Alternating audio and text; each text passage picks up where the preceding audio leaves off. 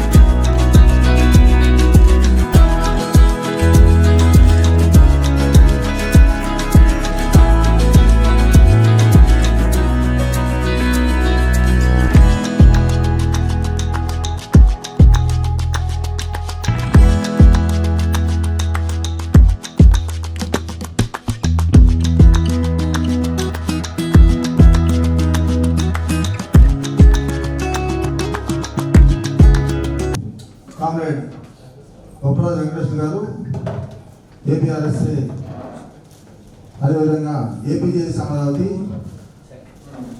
రాష్ట్ర చైర్మన్, అదేవిధంగా రామశెట్టి వెంకటేశ్వర గారు జనరల్ సెక్రటరీ ఏపీఆర్ఎస్ఏ రాష్ట్ర శాఖ, అలాగే సురేష్ గారు, కామ్రేడ్ సురేష్ గారు బాపట్ల జిల్లా ఏపీఆర్ఎస్ఏ అధ్యక్షులు, ఆర్ వాసుదేవరావు గారు ప్రధాన కార్యదర్శి ప్రకాశం జిల్లా ఏపీఆర్ఎస్ఏ, మరియు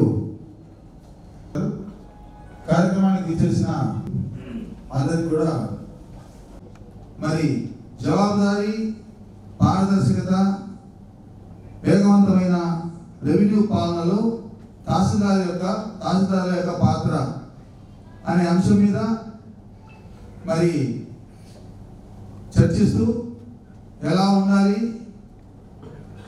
జవాబుదారీతనంగా ఎలా ఉండాలి, ఎలా రెస్పాండ్ కావాలి, వేగవంతంగా ఎలా ట్రాన్స్పరెంట్ పారదర్శకంగా ఉండాలి, వీటన్ని అంశాల మీద వారు చెప్తూ, అదేవిధంగా సభ్యుల సలహాలు వింటూ సమస్యలు, తహసీల్దారులకు ఉన్న సమస్యలు కూడా కనుగొంటూ రాష్ట్ర ప్రభుత్వ పర్యటనలో మన ప్రకాశం జిల్లాకి ఈనాడు డేట్ ఇచ్చి ఇచ్చేసి ఉన్నారు.